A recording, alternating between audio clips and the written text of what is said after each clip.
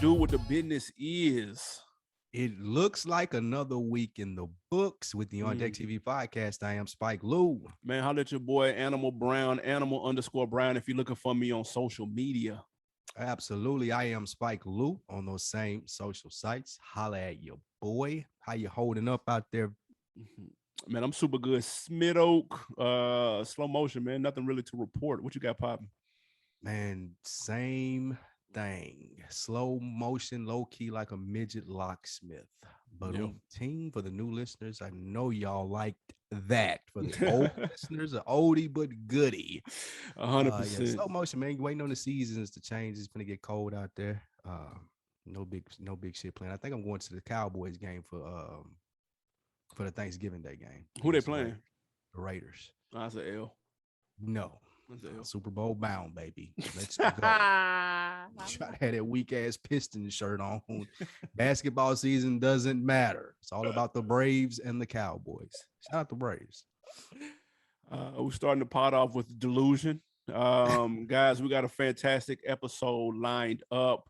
Nas is teaching a master class. Gucci Mane and his 1017 crew protest at Howard.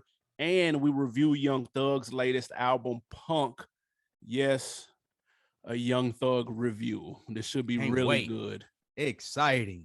Can't wait. If you can't tell, I am ecstatic to talk about this Young Thug album. But first things first, guys, Fat Joe, your mans, has been making his viral rounds this year. I promise he's went viral about 7 times this year. Price went up. What's it saying?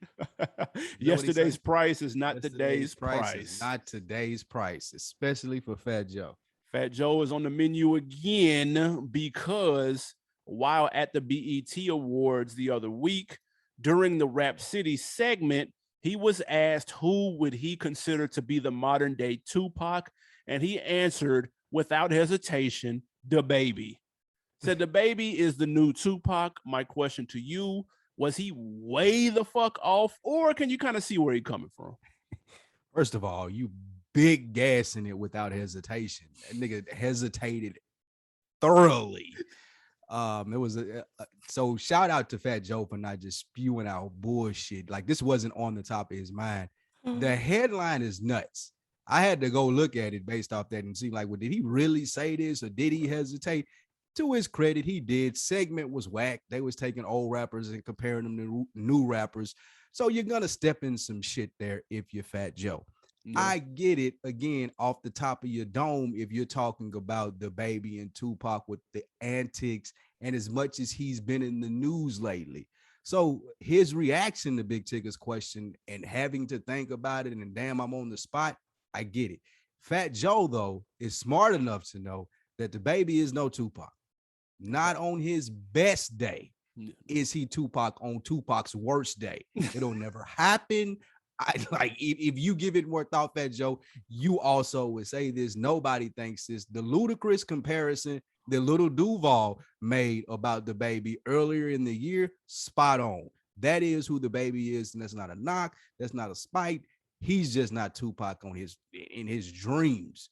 He also made a comment on IG, which enraged me even more, talking about, yeah, I agree with it, but the haters are gonna throw the salt on it. You know why they're gonna throw the salt on it, my nigga? Because it's not true. You're not Tupac, baby.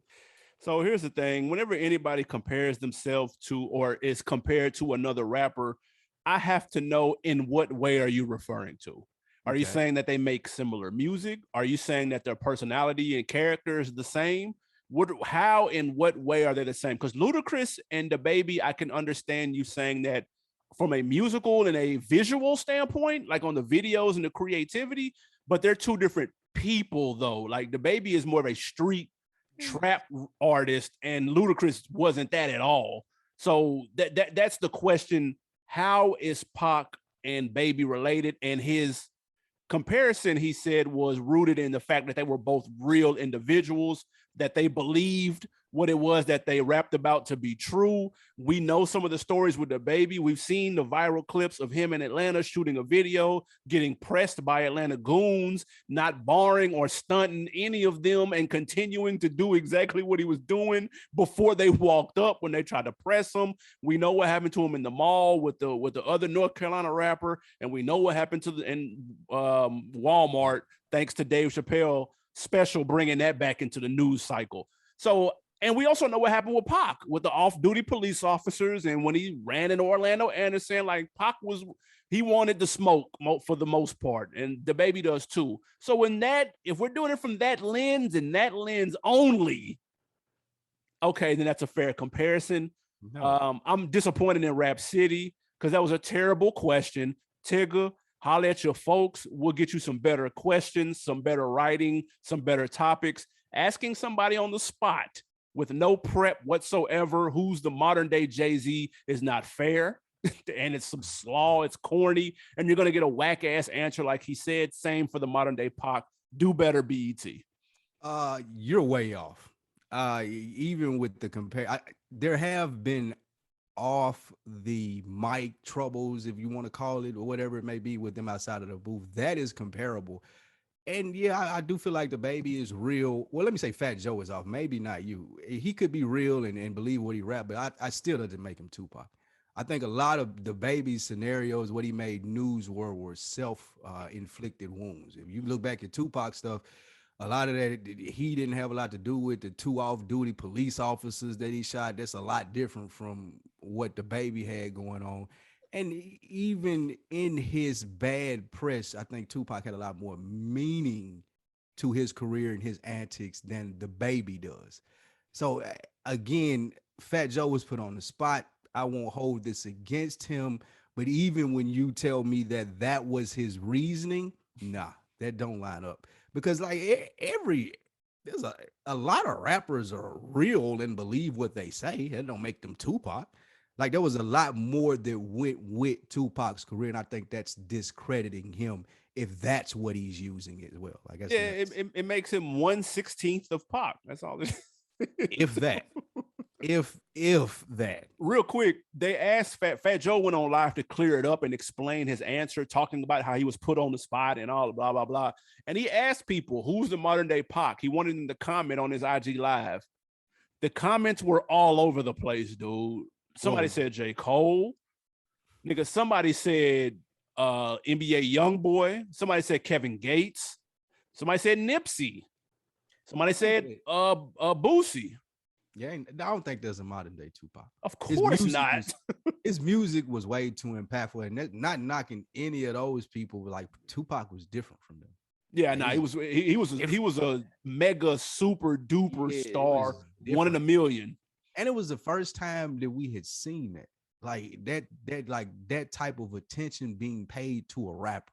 Mm-hmm. Like everyone else, regardless of what they say, is some sort. You said 1/16. Yeah. All the rappers in today's game, whether they thugs or real or not, took a little bit from Tupac. Whether it be I'm making a song about my mom or the ladies song, like all of that shit, Pac had a little bit of it in his arsenal. And he was the first nigga to have it like all. Yeah, for sure. We might have been bigging up Tupac a lot, but he was worth it. If you young cats don't believe it, go check him out. Mm-hmm. Speaking of our legends, my guy Bun B, he was doing an interview here recently on B Heights podcast. And he said that Puff approached his wife, because she's the decision maker. And he told her, Bun B's wife, that he was going to sign UGK. And he told her the amount of money that he was going to give UGK, and he told her what he was going to have for Pimp C when Pimp C got home. And they got in the car. Bun B's wife asked Bun B, when are we going to New York to get the paperwork done? Bun B said, no, that's not going to happen. Question to you, 20-something odd years in hindsight, was that a good move or a bad move for UGK? Man, I think it was a good move.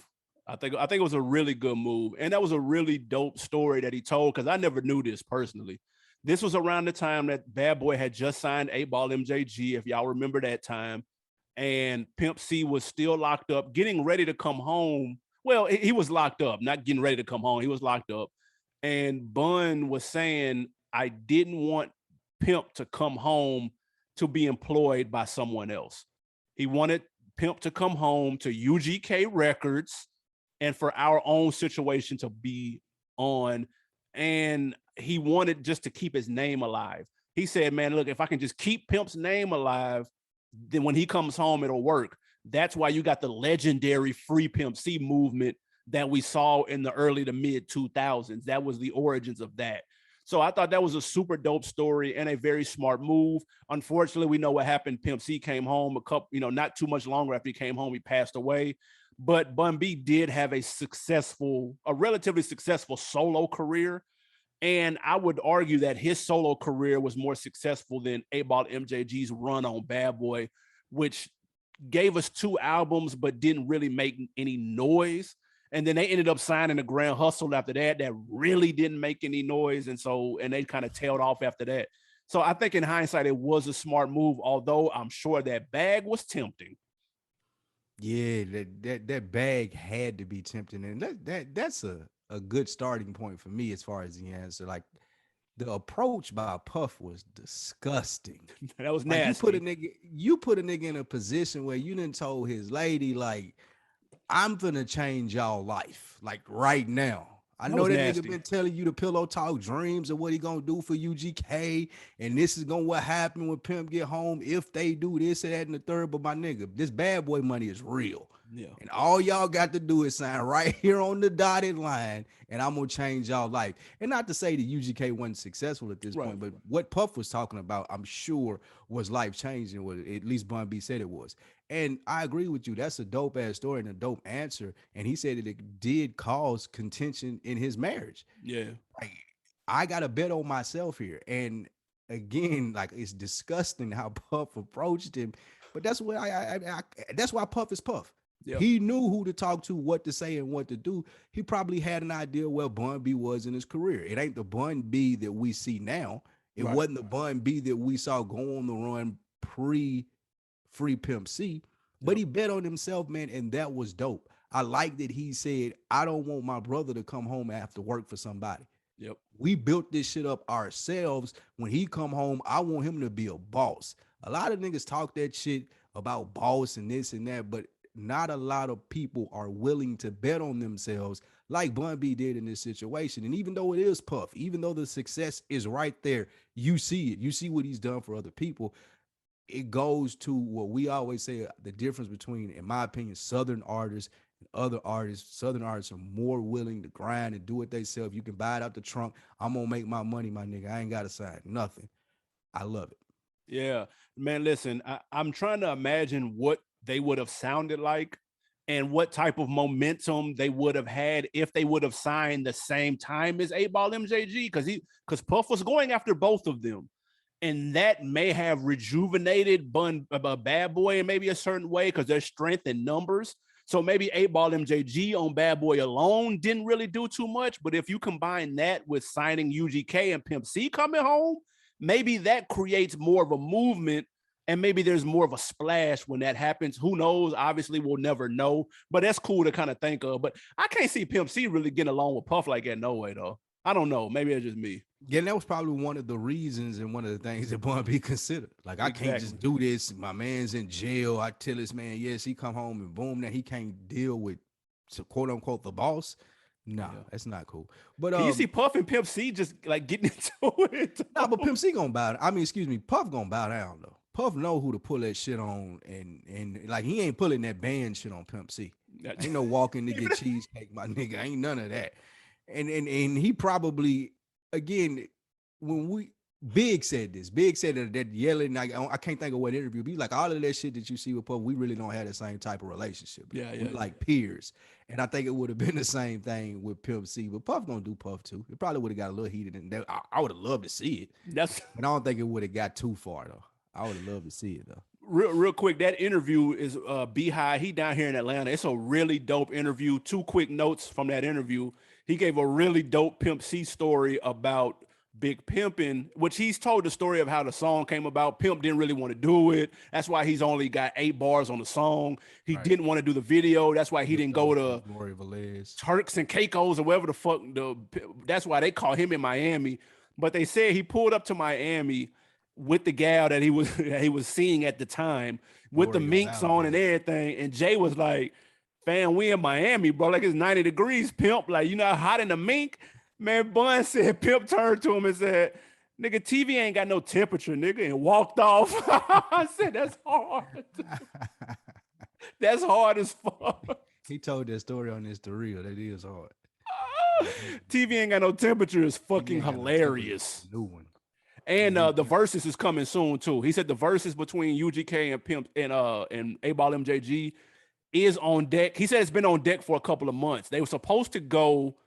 They were supposed to go when the Patti LaBelle battle happened, and it pushed them back. And then after the Patti LaBelle, the Isley Brothers happened, and he said they got pushed down the thing. He said they've already submitted the songs and everything. He said they got to submit the songs and everything beforehand. They got to do all that. He said it's already been done. I can't believe he got pushed back for Patti LaBelle and Yeah, Gladys.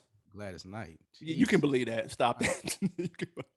You can believe that. Stop. I guess, man, that ain't. I get the Patti LaBelle and that. I get that verses, but I'm not pushing back 8 Ball and MJG and Bun B for it. Like this is what you did it for. This is part of the culture that you are if you Triller. If you Triller, you are. Maybe. That probably is the lowest rated verses that it is, right? What? I'm willing to guess that one had the least amount of views. The Patti LaBelle? Yes. No. Am I wrong? Yeah. Did you that watch was popping. That was popping. Did you watch it? I did. Yeah. Really? Mm-hmm. I'm dead ass. I watched that one in the Isleys. He said that one pushed it back too. The Isley Brothers. You notice I didn't mention that. Yeah. I get that. I 100% get that, but I don't know about the other one. But he said it's on the way, man. So we'll see. Man, next up, artist from Gucci Mane's 1017. They are on a tour right now of HBCUs, which is super dope. However, when they got to Howard, there was a whole damn protest going on with the students due to living conditions in the dorms. So instead of performing, they decided to do a sit-in along with the students. Do you think that was a cool or a corny move, man? Man, shout out to the 1017 artists led by Big Scar. Okay. I think this was a cool move. What was going on, living conditions in the dorm room at Howard University, rats, rodents, they said, mold, roaches, just unlivable conditions. And when 1017 heard about it, they were supposed to perform for homecoming this weekend. They said, "Now, you know what? Since you guys are going through this, we gonna stand with y'all, and ain't gonna be no shows, anything until they fix this." That is fire. Yeah. My only gripe with this is it's not getting as many headlines as I feel like it should. This should be the time that people come together, as to not to sound corny, but as much things and complaining as you see on social media. I've spoken many times here before about the love that we should be showing the HBCUs in our culture. Again, another opportunity. 1017's Big Skrilla, Big Scar, Big Fizzle, and the rest of those guys are doing a great job, but they could use some support from the rest of the guys in the industry. Hey, throw some money at it. Hey, this is what we're doing.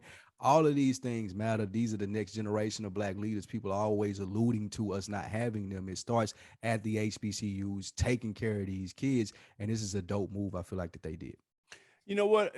Now, first of all, it is a dope move. Let's be clear. I think it would have gotten more attention if Gucci Mane was present as well, but this was just the team, not just, but you know what I'm saying? He's the headliner. He's the big name that draws eyes. Everybody doesn't know who Big Walk Dog is.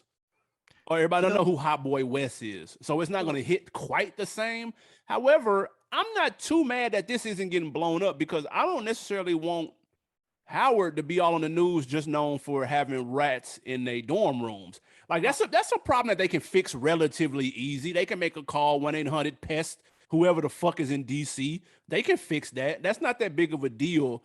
So I don't want HBCUs to get a bad name and for this to be plastered on Fox News. The first time they ever talk about an HBCU is because they have roaches in the dorm room. Like I don't want it to turn into that. So this needs to be handled. I thought that they did the right job of these artists being the one. It's just enough attention to spark a little bit of a flame under whoever runs Howard to get that shit situated and quickly, but not too much to make it a big deal and paint HBCUs with a broad brush.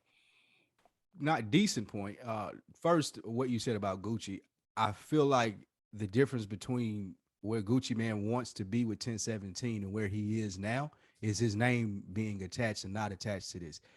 Other artists take the opportunity, whether it's Yo Gotti and CMG doing stuff for prison reform in Mississippi, or it's Jay-Z and Rock Nation. You brought up a great point. Their name is always out in the front of that. That's true. Gucci Man should have took some time out to be like, Gucci Man and 1017 support this, whether I'm there or not. My young guys tapped in.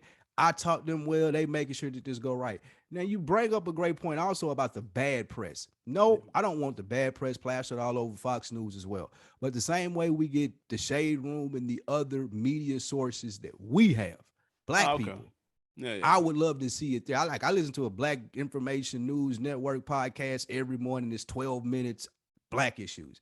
I don't want to see it on CNN. I don't want to see it on Fox News, but I do feel like there's a flyer that should go up in the community when things like this happen. Like, hey, I got the that's what I want to see on people's Instagram. I saw this and I got the exterminator out there that data Howard coming from some big star. I got such and such out there to take care of the mold last night as soon as I read it. Those are the type of the actions that I'm talking about. So I'm glad you brought that up so I could clarify. No, I don't want to see them getting dogged out. I want to see the results and the actions of people taking time to do something about it. And also, you can talk. I'll find the place where you can go on IG to help out too.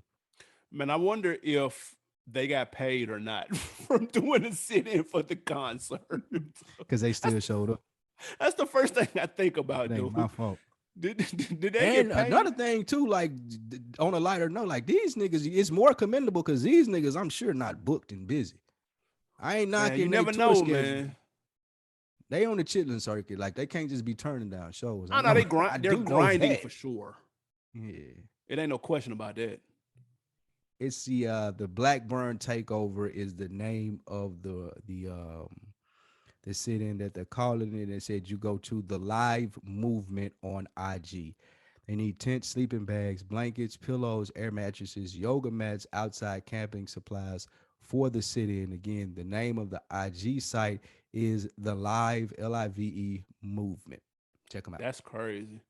They need sleeping bags, man. Well, they protesting outside.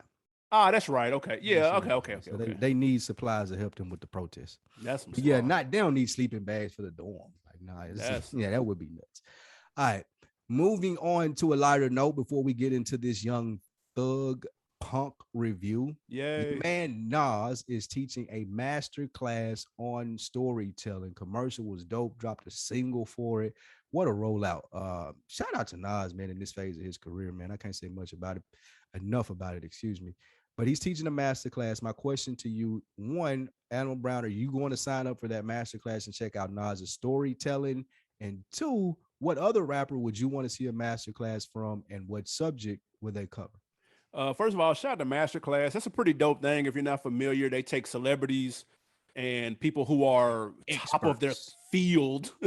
Not just celebrities. These niggas, but you can't just be famous. Like Kim Kardashian ain't on there talking. These are big dogs. They take most of these people you've heard of, but if you haven't, they're big dogs in their industry and they're teaching classes on whatever industry that is. So you're getting the best of the best from the best.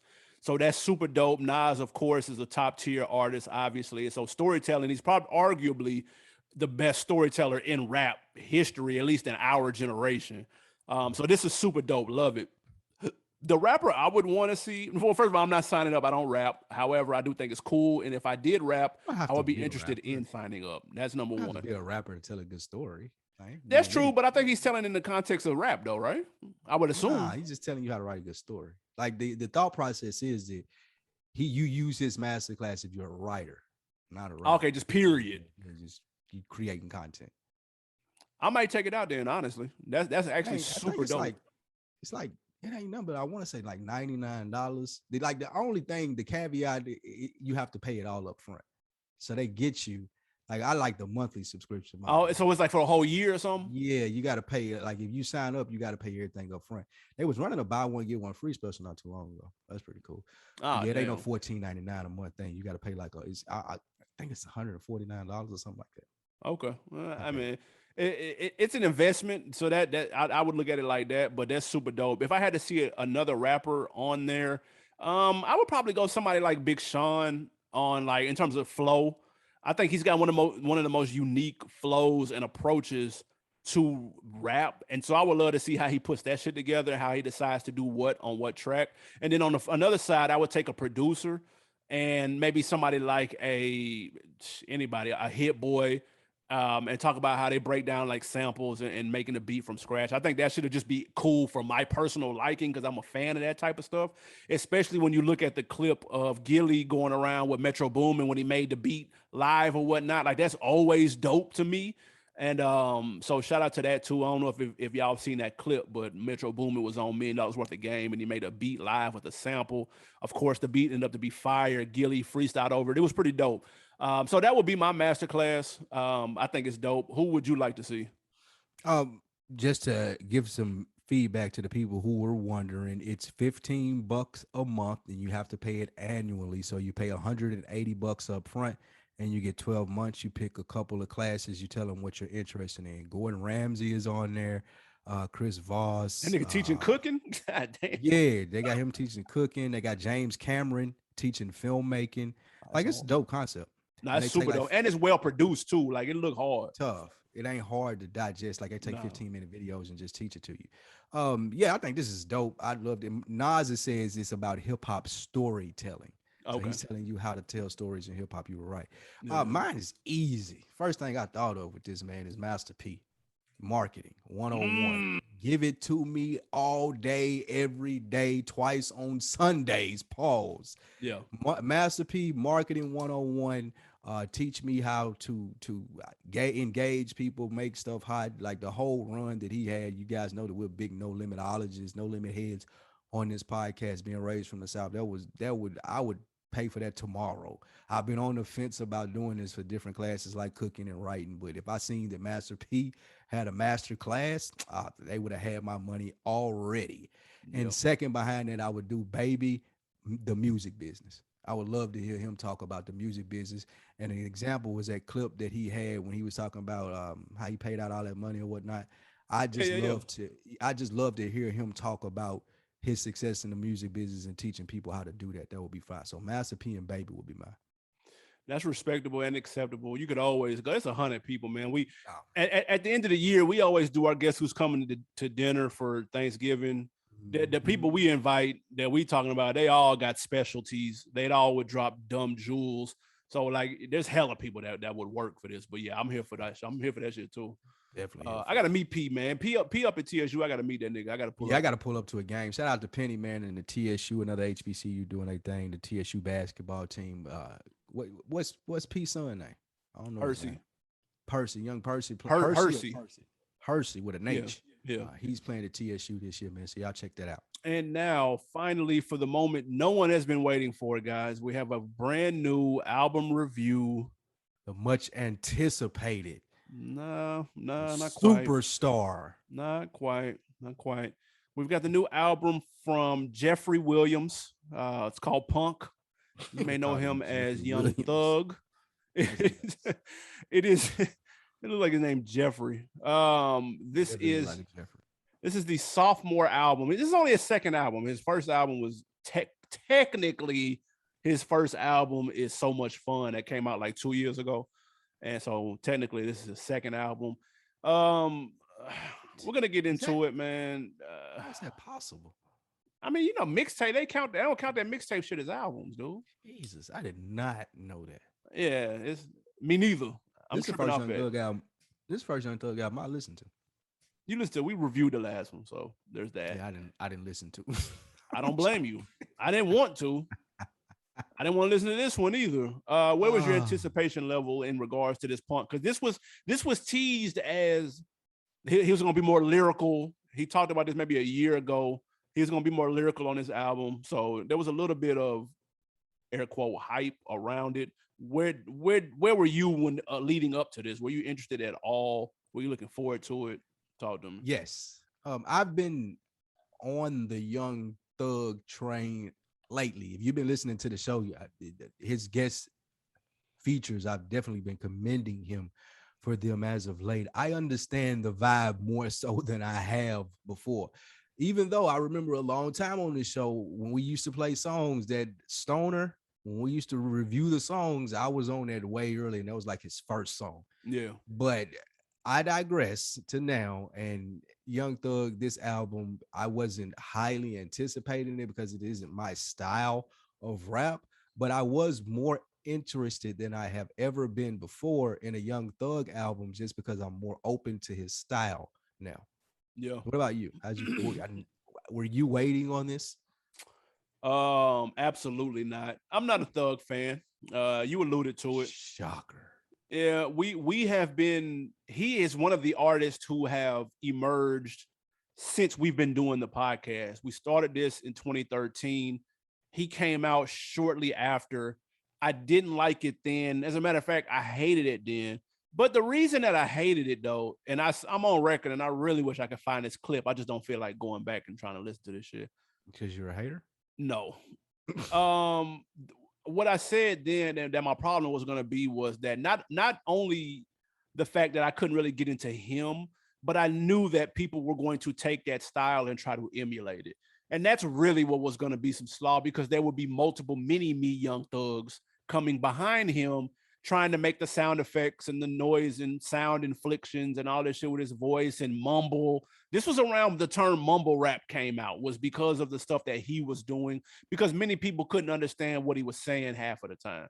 And so that was my biggest problem. If it was just him, it'd be one thing, but there have been people that have ran with this style that sound just like him. Shout out to Lil Key. Got shit to do with him. Why yeah, because I knew that was going to happen though. Because to me, it's not good music, and anytime anything is popular, people always run and try to duplicate and bite it. It happens all the time, and I knew that was going to happen, and I'm pissed off that my premonition came true. And here we are, because that adds legs to him. That adds life to him, in my opinion. And here we are still talking about him 8 years later, and I got to review this whack ass album. It's because he's a beast. Here's where you're off on this. Jay-Z is popular. How many times have you heard people come out and try to rap like Jay-Z over the last 30 years? Maybe 3? People have tried it for sure. Yeah, not a lot though. It didn't spawn off like you're talking about with Young Thug. The greatness in what he does and what irritates you, he makes it look so easy. Everybody should be able to get in there and do that shit. Everybody thinks that they can, but they can't. They can't do the voice inflection. They can't do the sounds. It don't sound as good as it sound when Young Thug do it. Future got the same problem. Fact. Like it sounds like it should be so fucking remedial, so easy to do, but it's not. Because if it was, then you wouldn't just have one Young Thug and all of these spawns. You have several successful people that sound like this. Now, this rap isn't for me. I acknowledge that. But it does sound good now that I've listened to him more and his approach and how he does things. Okay, I get it. And like you said, there's a lot more of it out there. Yeah. So it's not as like intolerable on the ears anymore. And him being the person that started it and who, in my opinion, is the best at it, I can digest this more so than any of the mini-me's. Like that don't even, you try to listen to too much shit, that's your problem. That shit don't even come across my desk. I'm not even listening to a nigga that sound like Young Thug. I'm barely listening to Young Thug. So if a nigga tell me, hey, he sound like trash can, like delete it out my library, bro, if you sound like Young Thug. Yeah. And that ain't knocking him, that's knocking you. If you are a Young Thug, delete it out of my library. Like you got now you do have Young Thug fucked up though. No, dude is a beast. Listen, like I appreciated it even more listening to this album. I can't wait to get into it. Dude, a beast, man. No, he's not. He's a beast. He had a very interesting rollout leading up to this album. He did a Tiny Desk. You like the cover art? The cover art is cool. I do like the cover art. I actually like the original art that it's based on a little bit better. I think it's more well done, but this is still clean though. I do like the artwork. Yeah, this is like a hip hop version of the original piece. Yeah, the for original sure. Piece is fire. The original piece is dope as fuck.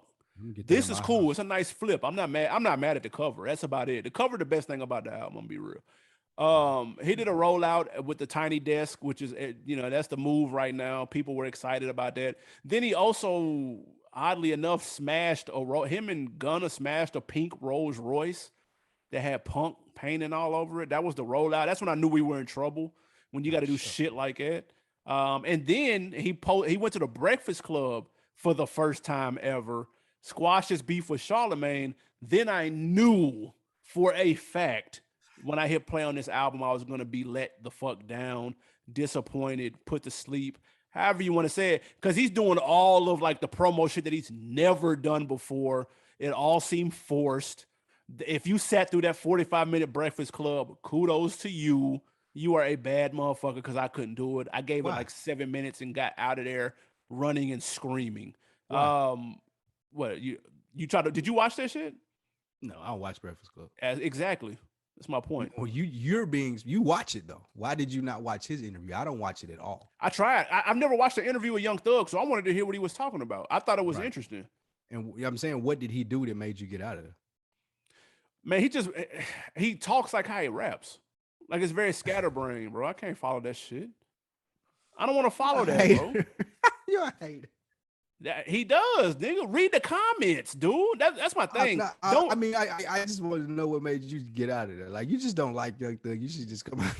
Niggas don't have to listen to me, man. Go to the Breakfast Club Young Thug interview and read the comments, dude. It's not just me, people. It's not. Oh, I can't do it, bro.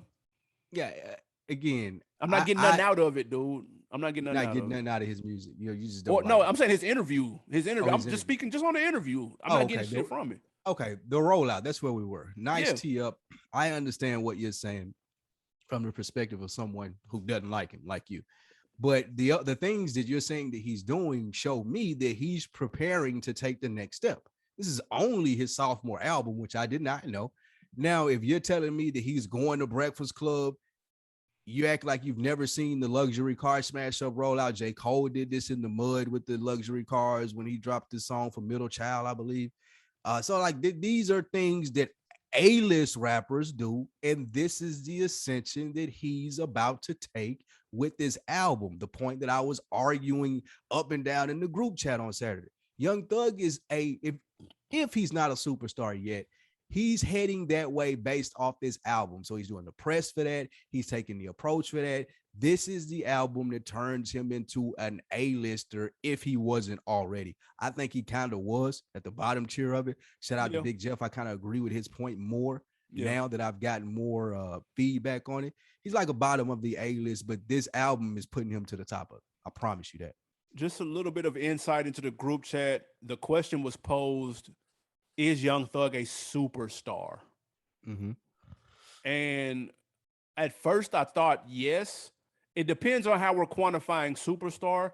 Are we counting it like how they do in sports, where if you're in the Hall of Fame, then you're just in the Hall of Fame, you got a green jacket? Nigga, it's punters in the Hall of Fame next to Dion.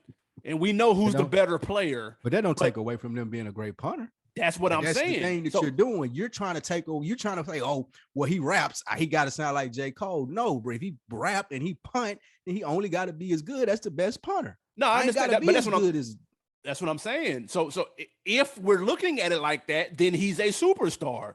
If you're looking at it tiered, meaning there's a top tier of the pyramid, the household names, the crossover acts, the people who have done stadium tours worldwide, then he's not that. Those exist. Drake, Kendrick, Cole, those exist. Young Thug's not that though. He hasn't been the headline on a stadium tour. You know what I'm saying? He hasn't headlined a Coachella. He hasn't done a halftime show at the Super Bowl like Kendrick finna do. Like he hasn't done that yet. Yeah, not yet. But I'm saying today he's not a superstar. So depending on how we're measuring it. So that was the conversation in the group chat. This album, you wanted to get to this album. What did you think when you first listened to it though?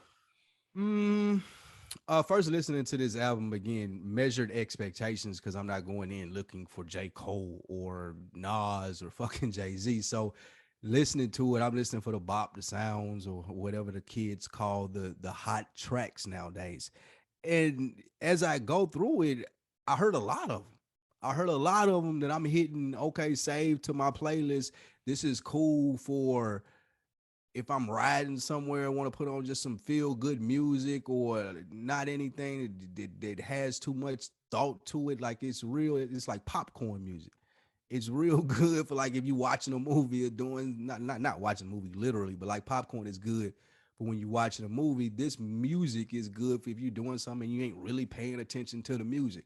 I'm driving, just got someone in the background, want to vibe. There's like a little set going on or a house party or whatever the kids call it nowadays. This is that type of music. And I feel like he has a lot of like vibe, lounge worthy, chilling songs. And he made I think he did a successful job in making an album for people in his lane, like people that listen to Young Thug, people like him. He could ride around. I could see him ride around listening to his album. It's just that type of music for people like him. I get that. Yeah, I mean, I get the whole, yeah, this is cool in the background. This is cool, more like ambient noise while you're doing something. XYZ. I thought it sounded good on mute. I thought it was when I hit mute, Get out of here. then it slapped like that. That's when I was like, okay, I get it now. It makes How long sense did you work now. on that? How long did you work on it now? That listen, man, this shit, bro. When I first listened to it, you know what? Actually, when I first hit play, I thought it was admirable the direction he was trying to go in. I'm gonna be real. I thought it was admirable. He's on here with the acoustic guitar. I remember him doing the tiny desk thing with the acoustic guitar and all this type of shit, man. So I'm not mad at trying to blend genres and stretch the boundaries of hip hop. I'm cool with that. I'm admiring that. But after 4, 5, 6 songs with the acoustic guitar, I'm like, bro, third stop, nigga. Oh, you fucking NDRE. Like, stop with the acoustic guitar, nigga. Like we on fucking unplugged, dude. That's not the wave. Go ahead and give the people what they want. The 808s, the bops, you on the hook, and you call in your superstar friends to save some of these records. And he did that on a few, and those are the few that work for me, the ones where he is not the prominent figure on them. He is more the side. Like he can't be the main attraction for me. And shout out to Big Jeff. You mentioned this earlier. He said that Jeff said he can only take him in doses. He prefers him as a feature, but it's hard to listen to a full body of work of just him. I understand that, and there are artists like that, and there's nothing wrong with that. Nate Dogg was probably the hardest hook person in the world, but niggas wasn't listening to no Nate Dogg solo shit, bro. Saying you could argue that for Ty Dolla $ign. Like Ty Dolla $ign sound good on a lot of people's shit. I'm not that amped to listen to a full length Ty Dolla $ign album though. I'm just not, because the type of music it doesn't resonate. He's a super dope feature artist. I'm cool on the solo shit. Now Young Thug is not a super dope feature artist. He's okay. He adds a little bit of flavor sometime, but he's a terrible solo artist. Like 20 tracks, bro, kill me, dude. Shoot me now, bro. I get the vibe. This is a stadium music vibe. This is, I want to take a page out of Post Malone book and blend genres that way. If he able to do it, then I'm gonna do it and put some trap shit on it. I love it. I like the approach that he took to it. I think this album is gonna be played for. This is stadium music. Like this is one that he'll be touring. Yeah, he gonna be touring to this album in big ass stadiums as he's on his rise to being a superstar. And Hard Rock Cafe, dude. That's it. Oh, get out of here. That's the max. The songs that worked for me. Yes, Let's please. get into those. Because this will be quick. No, because there were a lot. J. Cole's verse. I love that. That song called Stress, it was banging. I like how he was talking street shit and nobody questioned him, but Drake said he'll die for his lyrics and everybody hated it. But go ahead. What? Where's Glasses Malone? Where are you at, sir? Where are you at when J. Cole says he'll die behind his money? Well, first of all, you know that line, right? You do know that line. Die behind my money, or the how he came in, the refurbished line that he came in on. Yeah, that was refurbished. Right? I'm talking about the line at the end. That he'll die by it. What's wrong with that? What was wrong with Drake saying he'll die behind the lyrics in his phone? What are we talking about? Drake is acting like a thug. What is J. Cole is just stating that he will die behind, like Drake is talking about shooting other people behind his money. We'll do this and we'll do that. No, he's not, dude. That was the problem, Nick. Well, that's the way the Glasses understood it from when he told us, right? That he was rapping like a thug. J. Cole wasn't rapping like a thug. He's just letting you know what happened if you fuck with his money. Nigga, what happened? Thuggish about that. What happened to a nigga if he fuck with your money? Both of What these are you niggas, gonna like? It ain't nothing thuggish about it, dude. Both of these niggas have been slapped up by Puff, dude. They the last niggas to be talking about anything. I'm talking, and Drake, my boy, and I'm saying that about him too, dude. That ain't what J. Cole said. The last J. Cole didn't say he got slapped up by Puff. That ain't what he said. No, of course he didn't say that. Look, the songs that are working, stupid / asking, that flip at the end going into asking, I thought that was banging. Next I got Rich Nigga with Juice WRLD, fire. They go to 808s that you were looking for right there. And also lastly with your man Drake and Travis Scott, that bubbly. I like those. I think those were banging. The Drake and Travis Scott song is cool, bro, but like I'm here. I thought Travis Scott floated on it. I thought his part was tough. I liked his part. You like Drake? Your man? Drake's part was just okay. Like he didn't just really snap on that like it. He not like Drake has the voice and the flow to make it look like he's saying something on anything. Like he just knows how to ride those type of beats. But he wasn't just his verse wasn't just the coldest. That was a low-key throwaway feature, if we being honest. That was a throwaway feature, and that's my nigga. That was flat out hating on this album. You're not gonna That was a throwaway. For you to hate on the Drake verses, like he didn't kill that, bro. And that's that's my boy. He didn't kill that, bro. He didn't kill that. I think he ripped it. I don't believe that's that. an all-time low for you. This is I'm letting you know now, as a friend, this is an all-time low for you. It doesn't look good. This is an all-time low moment listening to this album, dude. There was one song that I did like. One song that I a little bit that he was by himself that I thought worked, and that was Contagious. I did think that worked. 1 for 20. You know what I'm saying? It is what it is. Oh, and Rich Nigga shit, because my boy Kanye co-produced it, which explains why you love the beat so much. So if I walked in the Strokers and Rich Nigga shit was playing, Kanye stuck to beats. Nah, hell no. Don't put him in no box. Don't put him in a box. Be a better place, nigga, walking around with Michael Myers mask on with fucking facts, nigga. It's scary out here, nigga. Spooky, nigga. Yeah, it is scary. And haircut is scary that he got. That's what's scary. If I walked into Strokers right now and they were playing that Rich Nigga shit, it would have a nice vibe in that environment for the 2 minutes and 20 seconds that the song is, however fucking long it is. But that's it though, man. Everything else. Let me get into what I like. I mean, to what I dislike, which was the rest.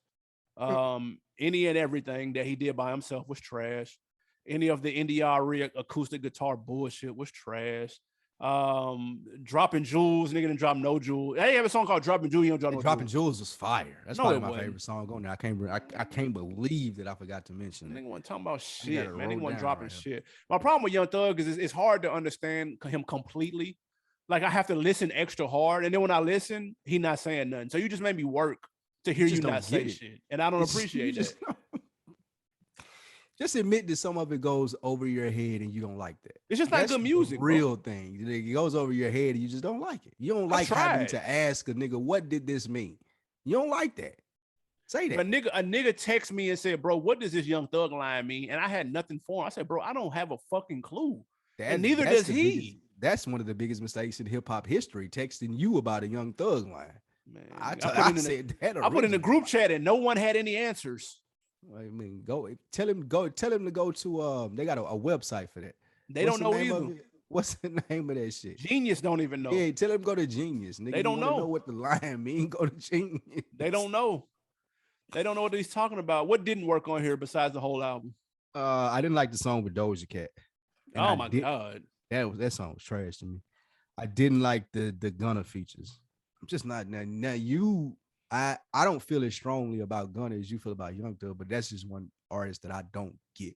I've never heard him rip it. I don't understand Gunna.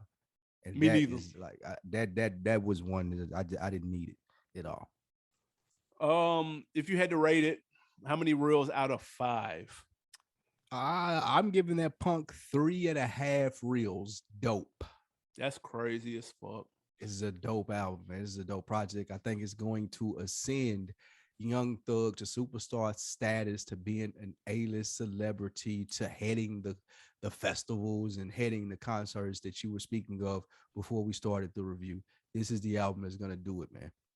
Yeah, this is the easiest rating of all time. This is the easy easy one real album. It shit is swall, bro. It is fucking trash, No bro. way this is worse than that Meek Mill. And No Meek way. Mill way better than this. And no way. I actually like, we reviewed that last Young Thug, the So Much Fun, and there was actually some shit I took away from that and didn't mind it. Like there was some joints that I didn't mind on there, at least a handful that I rocked with on that project. This is giving me nothing. Like I've tried. I listened to it in a whip. I listened to it in really good ass headphones. I listened to it everywhere. Nothing. I listened to it in the gym. I listened to it everywhere, dude. This shit was buns, dog. And like it reminds me, I don't know, have you know the dude that people be walking with where they rapping a cappella and the dude walking with the little guitar? Have you seen them little clips? I don't know the homie name, but he do it with different artists and shit. And so Desi did a skit. And he was walking and rapping with the dude. I don't know how he linked up with the dude with the guitar, but he was walking and rapping and doing his little skit. This is what this nigga sounds like, bro. A fucking skit. Young Thug sounds like a skit, dog. All of my niggas do that. All of me, that little shit Desi be doing to that sound. Young Thug. He's making fun of Young Thug, dude.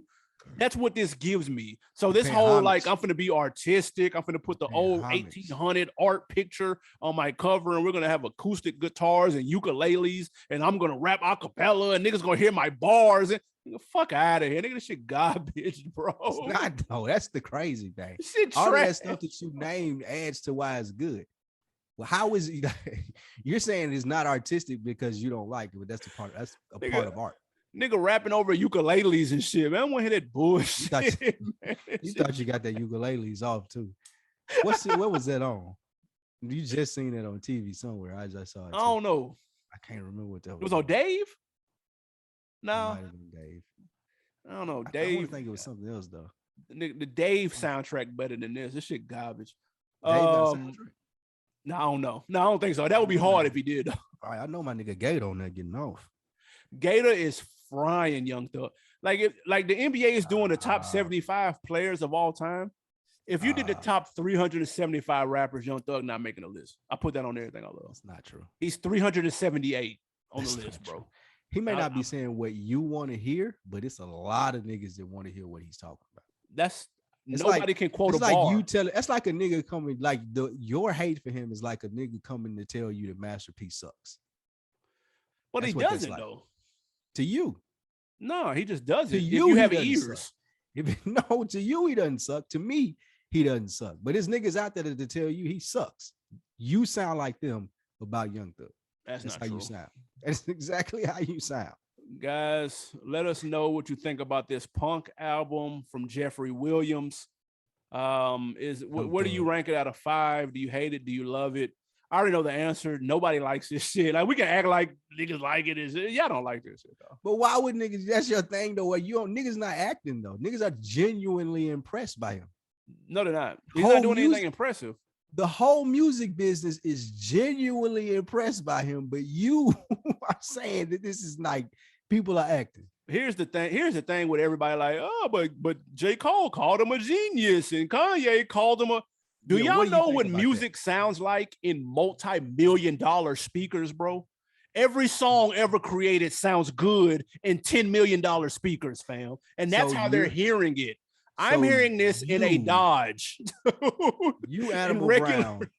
You're attributing Young Thug's successful superstar career to good speakers. Yes. That's what you're doing. That's nuts. I'm attributing these niggas co-signing him to getting their passes in Atlanta and to $1 million speakers, dude. Yes.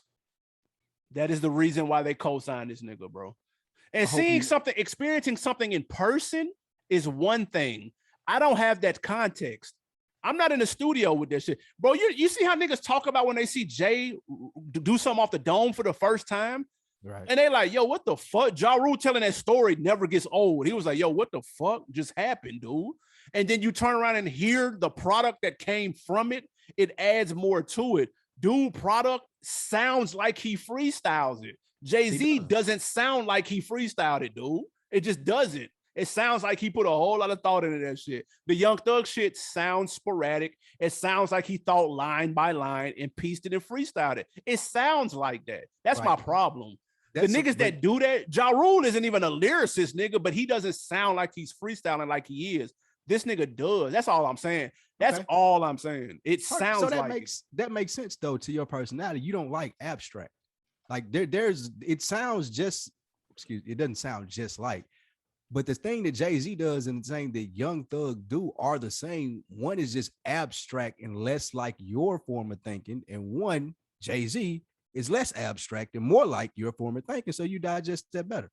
and But it's the same music thing. and It one don't is take away. It doesn't take away from the genius. If a nigga like Young Thug is in there and ain't wrote nothing, and he coming out with an hour worth of song, the nigga got hits, bro.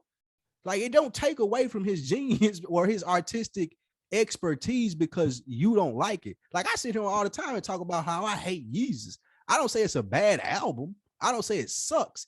I don't like it. It don't take away from the artistic genius that went into it, though. I know what Kanye West does when he get to this music, he get busy. Same thing with Young Thug, dude. He gets busy. No, he doesn't. Whether you like it or not, it's just like looking at abstract art.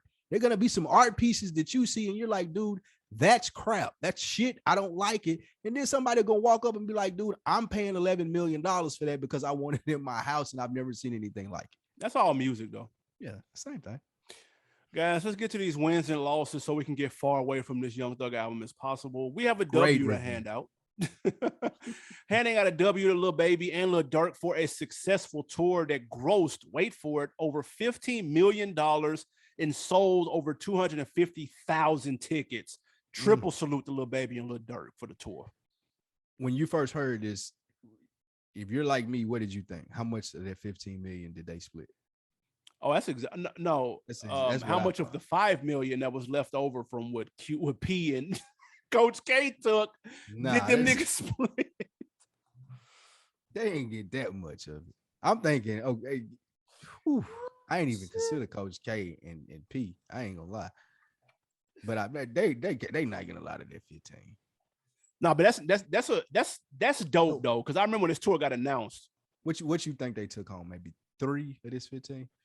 I would say, 3. I say 3. Reasonable. Yeah, say 3 times reasonable. Because after you pay for the tour, pay the expenses and all that shit. Yeah, $3 million a piece for a tour. That's cool. We have a W to Megan Thee Stallion, my boo. She has a new Popeyes collaboration. She's got her hottie sauce available now, and she's apparently a franchise owner of some Popeyes too, man. Shout out to Meg. Shit get bad for me. She always gonna have a Popeyes, huh? No, that's cool. That's dope. How long are you willing to wait for some Popeyes if you pull up? I don't really fuck with Popeyes like that. I did try the hottie sauce though, because that's my bae. I don't believe that. Yeah, I tried it. Closest you're gonna get to trying me. Exactly. Nick and Dream, goddamn it. How was it? What did it was like sweet and sour mixed with hot sauce. That's what it was. Some ghetto shit. Exactly. That's exactly what it was. Do you think that she eat Popeyes? Nah. She might eat them biscuits. Everybody eat them biscuits. She eat them biscuits. Fuck you talking about. I wouldn't have believed that Sweetie ate McDonald's if I hadn't seen her on Instagram getting down. Yeah, that shit look disgusting though. Like that's nuts. I'm always gonna double back to that. We have an L to Young Thug, even though this is his album review episode. He lost a hard drive with 200 unreleased songs. I believe he lost it in a hotel. Shit crazy. An apartment. And he's an apartment. That's what it was. The apartment people gave the hard drive to the wrong person. Woo. Somebody, I don't know who they gave it to, but he's pulling up a lawsuit against them to sue them for the hard drive of lost songs. A couple million he's gonna sue them for. Shout out to the apartment employee that gave away that hard drive, so we ain't got to hear these 200 whack ass songs that was on there. Give that man or woman a raise. Salute to you. One more W before we get out of here, man. Fat Trail, formerly of MMG, DC's own Fat Trail, was released off of vacation this weekend. Fat Trail is home, man. Shout out to Trail. Fat Trail. He was all over Wale Instagram. Yeah. Gonna be big stuff. So apparently him and Wale both from DC, right? Absolutely. Okay. And both MMG at one point. I don't believe that. Yeah. Everybody's been MMG, it seems like, at one point now. So shout out to Fat Trail, man. Next MMG. On Decker of the week, man. We're going with a layup. Shout out to the aforementioned Ludacris. He donated $10,000 to a Black-owned tech company that connects Black families with their incarcerated loved ones. It's some type of app that allows them for kids to send pictures to incarcerated parents. It's like really cool. Like apparently, like a brother and no, a daughter and father created the app. And it's doing really well, man. So it's called Photo Patch. They were on Ellen. Luda saw the Ellen episode, presenting them with the big dog check, so that they can grow the app, man. So salute to Luda. That's dope. That's a really dope idea. I hope they don't rob those. They're gonna charge an arm and a leg communication in and out of jail for this approved. It's high as fuck. I just looked at I think it was heard. a Vice series on jail phone calls in that whole industry. That shit is nuts. I believe it. That's a whole world niggas don't know about. Jeez, they make so much money off those phone calls and shit.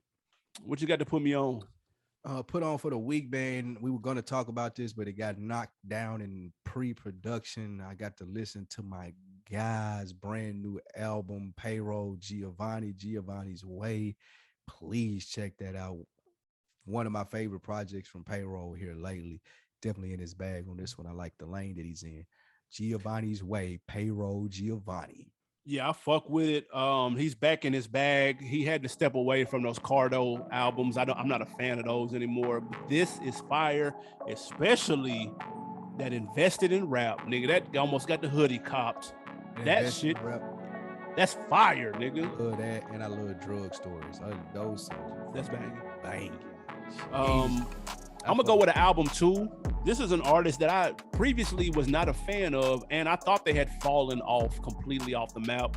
Dom Kennedy, from the West Side with Love 3, produced by Hit Boy. That motherfucker is tough. Really? And it just came out. It came out Friday. Fuck with Dom. I'm gonna check that out. It's banging. He back on his shit. I was a fan of super early Dom, and then I thought he kind of ate a little bit too much off of his previous work, and people giving him props that they really shouldn't have, because them last couple of projects really ain't been hitting like that. This one is tough though. So check out From the West Side with Love 3, Dom Kennedy. I couldn't wait to delete that Young Thug so I can get back to that Dom, man. Shout out to the Dom. I'm gonna check that Dom out tonight. And if you're watching TV, Succession is back. Damn it. And it was great. I gotta check it out, man. There's a lot of stuff on TV that I'm looking at right now. So I gotta start cooking. Ozark on the way back, Yellowstone on the way back, Better Call Saul on the way back. Yeah. Hey man, it's tough right now, guys. A lot of content out there, but until then, you can check out bonus content from us, man. Patreon.com/Realville. We have something very special going on in November. We will be announcing that next week. Something very special in November for Patreon. Also, youtube.com/OnDeckTV. Make sure you hit that subscribe button so you can watch us while you listen, man. Play us on the big screen on YouTube, at the TV, at the crib or something, man. Do that. That'll be we'll appreciate the support. Anything else before we get out of here? Hey, that's it, man. We appreciate everybody jumping down with us each week, putting them in the books. It's the On Deck TV podcast.